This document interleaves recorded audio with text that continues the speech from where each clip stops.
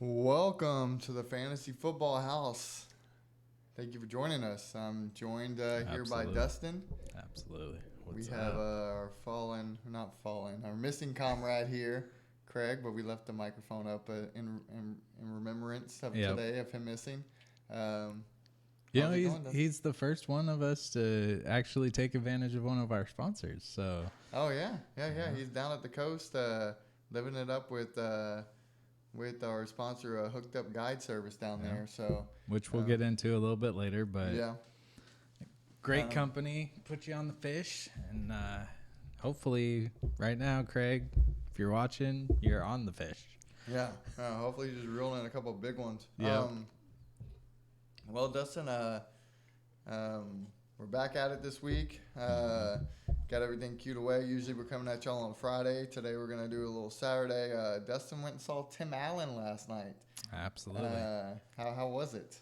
How Uh, was the Tool Man? it was funny. It was, I think there was a little bit of a generational gap. I think I was the youngest person there, but for the most part, I thought it was really cool getting the insight of apparently Tim Allen hates kids. I did not know this. And when he did the Santa Claus, he went to the director and was like, they didn't use little people, they used children as the elves. So he said like children were just standing around him asking him a whole bunch of questions. He's all smoking and drinking and he's like, get away from me. Like I Wow. like my kids, but Breaking news, guys. Tim Allen does not Yeah. like kids. Uh, yeah, and that's crazy. He got famous for being a dad on a show with kids. absolutely. Growing up with Yeah. Home Improvement. But Yeah. guys, big week of football. We got Tom Brady returning for his homecoming Oh man. to New England. It's going to be the popular watch of the week, man. Sunday night football. Everybody's going to be tuned in. What are we thinking about it, Dustin? How you feeling about Brady returning? You think it's a smash spot for him, or? Yeah, I mean he's even said it in press conferences this week. Like he has friends in Tampa or friends in New England, and they know he's coming for him. So, it's friendly until he hits the field coming out of that tunnel. I did read a couple articles. It is funny that's the first time he's ever going to come out of the away tunnel Oh, dang. in Yeah, his yeah. It's whole gotta be weird. career. That is nuts. Thinking about some of the greats that he's played with in the past. Also I think Tony Dungy put it the best. Like all week, it's going to be a hype up. Tom Brady's going to do his thing. Oh, it's just another game. It's just he's going to put it on him. Yeah. He's I think going for blood. I think it's gonna be a lot of nerves to begin with. He might come out a little shaky, but I think he's gonna turn it on and he's gonna end up getting 4 or 5 touchdowns. That's my goal. Now the only bummer I did see, kind of breaking news here, guys, about 10 minutes ago. Grunk is not traveling with the team. He's not gonna play. Wow. So he doesn't get to get his revenge on New England, even though he retired and left from there. But he didn't get to get his homecoming. But and then that's Brady's favorite target. So it hurts. It hurts not having him there if you're a Brady owner. But should be good football, good TV. If I'm not mistaken, he's leading the team in touchdowns. Is it? Oh yeah, Yeah. for sure.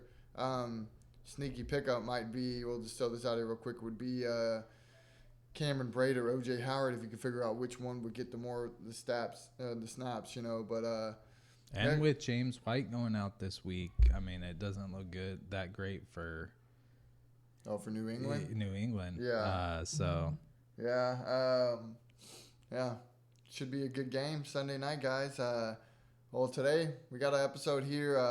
We got 2 spots or 2 topics we're going to cover. It's got a new segment called See You Later. And then questions. We got some questions from the fans today, too. So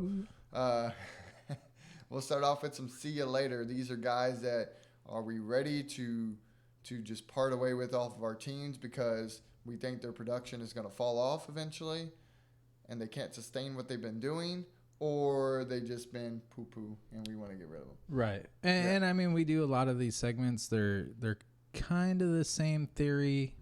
I mean, in general, the key thing is to sell high, buy low.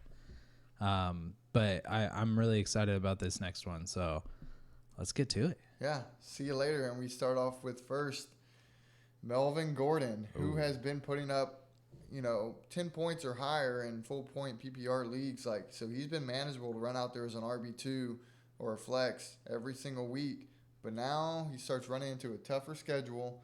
I believe they have Baltimore this week. We'll double check that. But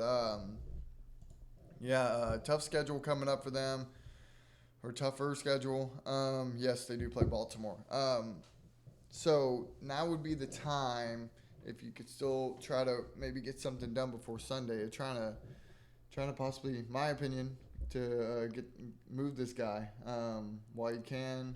What do you think, Dustin, or should it be a hold? Yeah, I'm kind of on the same page. I mean, pretty much, we talked about how relevant he is in fantasy right now, but a lot of those relevancies came from one big run and getting into the touchdown.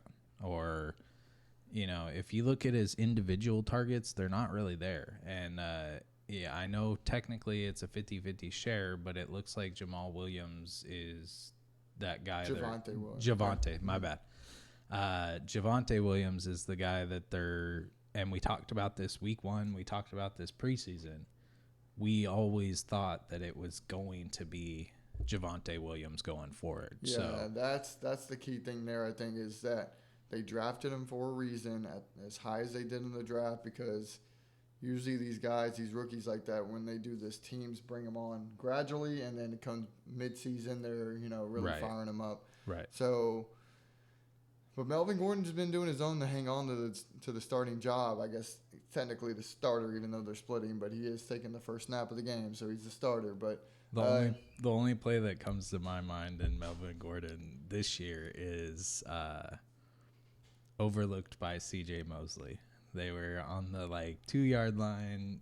Everybody knew it was going to be a little screen pass to him, and C.J. Mosley dropped him at the one. Dang. I mean, all momentum, just Yeah. brick wall. Yeah, I think I saw him because I have Melvin Gordon in the league, and I was like, please get up. And he, to his credit, he got hit hard and just popped up. But there for a minute, the same thing rolled through my mind, and I don't even own him. But yeah, I think he's definitely a sell sooner than later. Yeah, his numbers are going to diminish. If you could flip him for even a wide receiver 2, I think that would be great. But try to get an RB2 back. If you're giving away an RB, try to get an RB if you can, because you're probably going to have to fill that position that you're giving away. But next player here, we got Adam Thielen, who's been balling. He's scoring every single game. Last year, he was touchdown dependent pretty much, where he was just dropping tons of touchdowns. So everybody was saying he's going to regress this year. Out of the gate, it hasn't. So are we holding? We trading? What are we doing here, Dustin? Adam Thielen, I would definitely hold. That's been his talk for years now. He's touchdown dependent and everything, but the thing is he gets his points on 50, 60-yard touchdowns that he's just breaking people's ankles the whole way. He's kind of like a Cooper Kupp-esque player. Yeah. I am high on Adam Thielen. I've got a Thielen, and he's definitely hold. As an owner of Adam Thielen, I'm gonna hold. I think that this is just his MO now with this team, that he is just going to be that guy that they're looking for in the red zone, so the touchdowns are just going to keep coming. I think he's going to have another 10-plus touchdowns again this season. He just took the place of Randy Moss. He's just taking the tops off the defense. But, yeah, man, that whole Vikings offense is, they don't have a defense, so they've just been throwing the ball a ton, running the ball a ton. Just the offense output has been amazing. So I think you stick with Adam Thielen. Yeah. Unless, of course, you get a really good offense. Yeah, I think exactly. I mean, you get something you can't pass up, send him on his way. But, I think it's funny, Vikings have always been that, team that you look at their roster at the beginning of the year and you're like, man, this offense is going to suck. And then the emergence of Cook, and then the emergence of Thielen. I mean, Thielen was doing his stuff. Yeah, Jefferson last year, and they turned the corner of what it was more of a defensive team to now an offensive team. So, now our buddy next is Allen Robinson. What do we think about him? He really hasn't done much. He had a week 2, I believe, where he did like maybe 14, 15 fantasy points, but it wasn't pretty kind of how he got there. And then you got the whole quarterback situation between Justin Fields, Andy Dalton. Wasn't good last week with Justin Fields, but it really isn't very good whenever Justin Fields average. If you take away his sack yards that he lost because he got sacked like 8 times versus his passing yards, he came out 1 yard positive. Yeah. I mean, we knew this. It was going to be some growing pains, especially with new quarterbacks. Shoot, the Jags with Lawrence. I mean, he's looking like a Jameis Winston out there. double interceptions to touchdowns. But it's Burrows didn't have a great rookie season. He turned it on at the end before he started getting hurt. But, I think this is something you're going to have to wait and see. With him being Allen Robinson, you could probably sell and get something in return now. So if it's something you have a stacked roster and you have the ability to wait and see, definitely go do that. But I would definitely sell just because I don't have a stacked roster. Yeah, that's my thing is, like, I don't know if you can sell right now, like, because he hasn't had, like, that blow-up one big game that you can at least sell to somebody, like he's just been – that one game was, and so it's tough. I think if you have him, you're just stuck with him for right now. And you just got to ride it out unless you really want to sell him for 10 cents on the dollar. Yeah. That doesn't sound very good, only in week 4 of the season. This man, though – Mr. Bobby Trees, Robbie Woods. Got to be kind of scary here. What you've been seeing here, it's been pretty much the Cooper Kupp show there with the LA Rams and Higbee, and then you get mixed in with some Deshaun Jackson some games. Then you also get Vance Jefferson. But Woods, other than week 1, he ended up getting a touchdown at the end of the game that saved his week. But other than that, it's been nothing. And you drafted this guy probably in the 5th round. What are you doing, Dustin? I mean, Stafford has always been that quarterback. He doesn't really care if he has a main guy. He is going to move the ball down the field. So that's the hard part of it is when you have a Stafford, a Patrick Mahomes who moves the ball down the field at an efficient rate. Your wide receivers are going to be spotty. And I think that's going to be the rest of his season, now the good news with Robert Woods is, if they start double, triple teaming Cooper Kupp, that's going to leave him wide open, and Stafford's the guy that's going to see that. So I think it's a hold just for the fact that, teams are going to start preparing for Cooper Kupp. They're going to start preparing for Higbee, which leaves Woods wide open, and he has the talent to take it to the house every given snap. So I don't know what to think on this situation. I don't have a horse in the race because I don't have him in any leagues. Right. So I haven't. Of course I think about it because it's it's part of our thing we do here. We do fantasy. So, but I don't know what I would do, man. I would guess give it another week or 2 because you can't get anything for him right now if you try to trade him because everybody's seeing what they've seen, like there's no stats, there's nothing there. Like they see that Matthew Stafford's having breakfast with Cooper Kupp every morning and Woods is in the background up there with the hostess trying to get, hey, I see them, I know them back there, and they're like, no, that's a private section. You can sit over here at the bar, and he's like, no, that guy Cooper Kupp used to be my friend. Yeah. So tough times here, guys, but I think you got to hold pat and just see if you get a good game out of him though in a week or 2.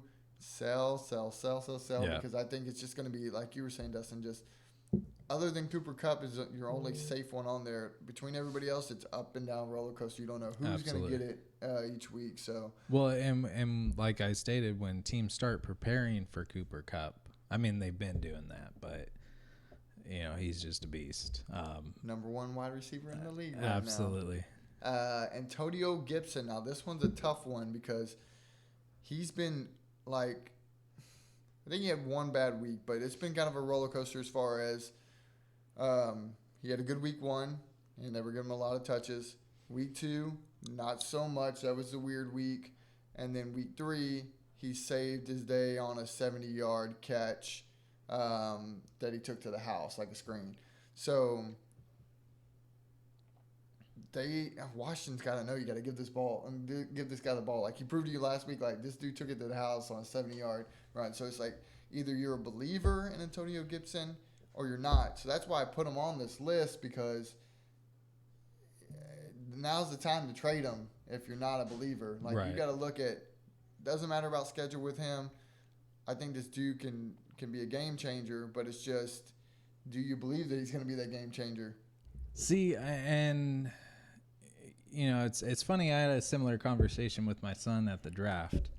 I told him, barring injury, and every owner is different. I get that, but my belief is you have to believe in your team. They may not produce for you week in, week out, but if I have Antonio Gibson and I went and got him in the first or second round, you best believe I'm holding. I have hope, and that's pretty much all I have, hope that he is going to turn around and make something happen. Whether he does or not for the rest of the weeks. But I did have a similar conversation with my son. It was his first fantasy experience. Yeah. I'm a firm believer in staying true to your team. You drafted them for a reason. You did that homework at the beginning of the season. Stay true to it. Barring injury and barring just, something that we didn't see, possibly like a Robert Woods that we just talked about, where he was supposed to produce and he's just not, because Stafford just like, hey, you get a ball. He's Oprah out there. He's just like, you get a touchdown. You get a touchdown. But I would hold. Just for the name's sake, you may be able to cut a good deal here, and that's the only time I would personally sell, is if you get a deal that you can't turn down. Maybe a Saquon Barkley, Adam Thielen for Antonio Gibson. Oh, I mean, no, that's amazing. Yeah, that's a nice take right there. If you could go get like Ezekiel Elliott right now, that's a pretty fair, I think, swap. And then you could get, if you want to get off the Antonio Gibson bandwagon, like you don't want to be a part of it. You're like, I saw what I saw these first 3 weeks. It's too wishy-washy for me. Right. I need something more consistent out of my RB1 that I drafted in the first 2 rounds. So I'm gonna go get a Zeke, or whatever guy you feel more comfortable with that you think you could pull off a deal for. I'm all for it. I mean, give it a try. Craig's the big trade guy here. Yeah. The dude will send 15 trades a day. Yeah. He's a trade whiz, but I'm more conservative. I like to dig into the stats and see trends. I like to see trends that are going on, and then I put stuff together. But I'm also open to trading. I do quite a few trades throughout the year too. But I saw that last trade, man. It's Steven? That handcuff? Yeah, I like it. Coming for you, Steven. This guy, he's like texting me Sunday after he's like dominating because Derrick Henry's been beasting these last 2 weeks, and then Saquon had a good week, and he's like, y'all know I'm coming for y'all, right?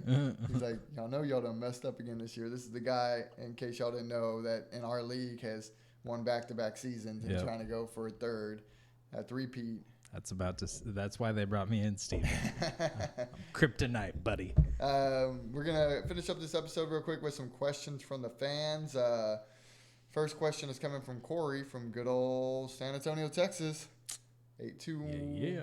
I was about to say 821. That's my location number at my job. And I was about to Because when 2-1-0. when we're on teams and we present it to like other people in other cities, I'm like, Josh coming in here from 821, San Antonio, what up? Like, yes, the 2-1-0 in San Antonio. Corey, is it too early to panic on AJ Brown, or would you trade him for someone like Mike Williams or aim higher?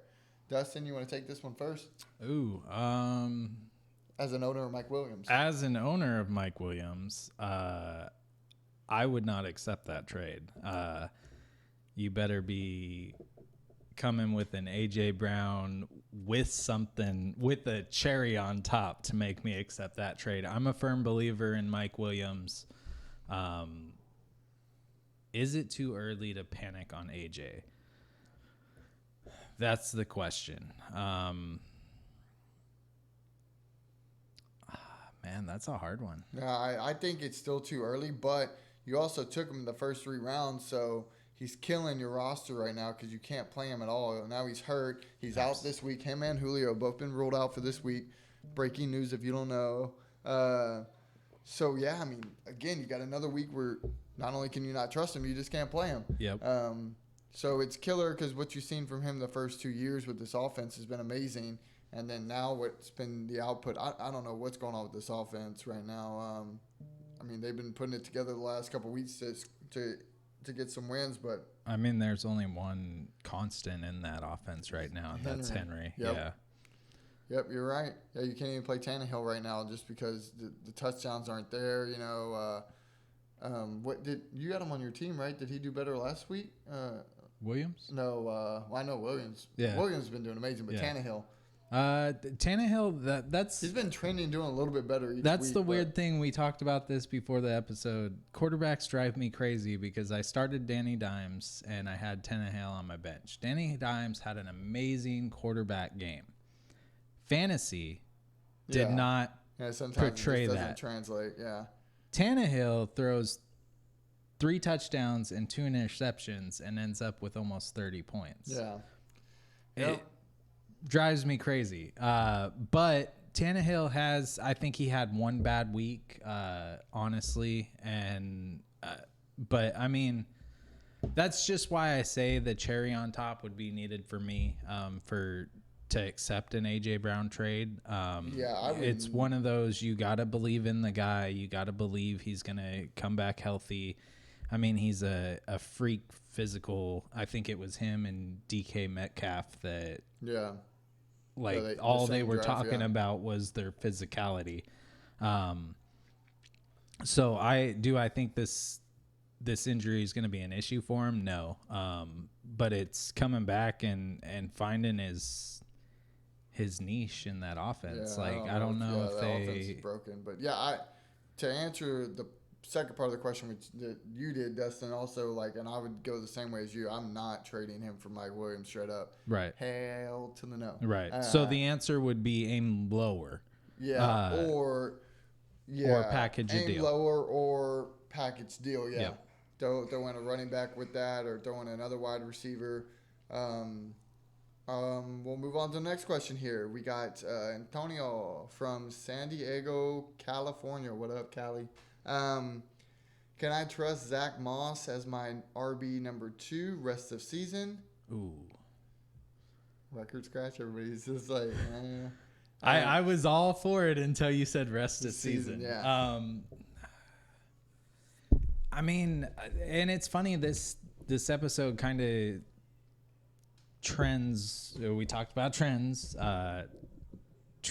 on high-powered offenses. That's my only issue with Zach Moss as an RB2.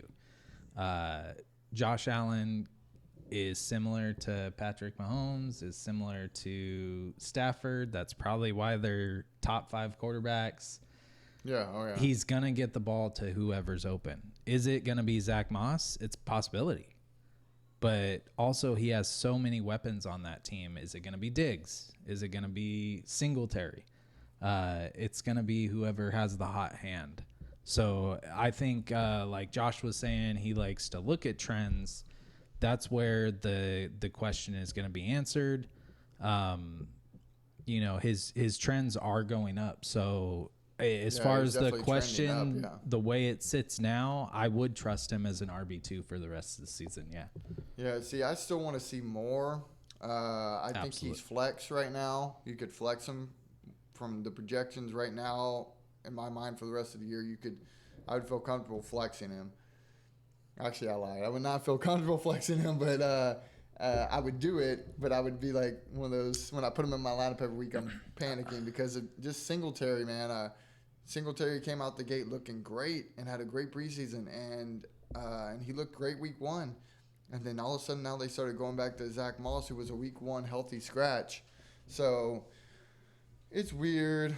But to answer your question, Antonio, it's I would kind of be more hesitant on not trying to keep him as an RB2 the rest of the season. I'll run him out there as your flex, and then see what else you can do right now at RB2, and then he might grow into that role even more, and maybe back half of the season. And see, I've mentioned barring injury, there's been crazy injuries to running backs this year. So, Antonio, if you're in a position that he is going to be your best RB2, the answer is yes. Like, you just got to, with the injuries, I drafted J.K. Dobbins, Etienne, like my running backs are gone. I think every running back I drafted, I think I have like maybe one that I actually drafted.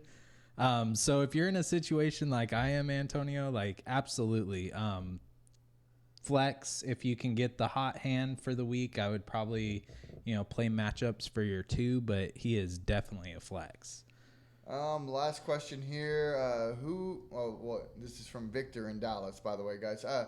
Who are the best running back stashes that could be league winners come season end? So Victor's asking what running backs could we stash right now that's out there? And everybody's leagues, if they're like mine, there's the running back depth that's left to pick up is really nothing. But is there anybody that comes to mind that you could stash right now that could end up being a league winner? First name that comes to me, if he hasn't been picked up, which he probably already has been in your league, is Cordell Patterson, somebody that was undrafted in fantasy football drafts, and then probably was the last week and the week before a big waiver wire pickup. But if he's still floating out there, go get him. He, to me, could be a league winner. Absolutely. I tend to go younger. Trey Sermon's most likely is on a waiver wire. He's somebody that we talked about him earlier, Javonte Williams. The younger guys, the later part of their season is when they're going to start getting the touches. They drafted them for a reason, like we talked about with Melvin Gordon. Anytime they're drafted for a reason, they're going to get playing time. And usually it's the later part of the season. So for the running back stashes, I would go younger. Start looking at their college. Start looking at the injuries to, running backs and stash the handcuffs before they become handcuffs. Yeah, one name I would throw out there, because we did mention James White at the beginning of the episode being out for the year. I didn't see him picked up a lot this week on waiver wire, so he's out there. But Ramondre Stevenson, the running back for New England, that had a great, amazing preseason, and then came out week 1 and they had him active, and he ended up getting a touch or 2 and fumbled the ball. Yep. Hasn't been seen since, but this dude's got a lot of talent. If anything were to shake up there with Harris or anything, that's somebody that could come on late. Because, guys, we're just digging here deep to just try to see if there's anybody out there that could still come off of the wire, which there still will be somebody that will have some kind of relevance. But a league winner, I don't know if there's still a lot floating out here anymore at this point, but other than just some guys that are your handcuffs. Right. Ty Johnson. Yeah, Ty younger guy. Pick up this week. Royce Freeman, with the injury to McCaffrey is a possibility, depending on how bad that injury ends up being. But yeah, I think that's the key, is to start looking at trends and, you know, college stats and stuff like that. I hope that, you know, helps Victor. But yeah, I know, Victor.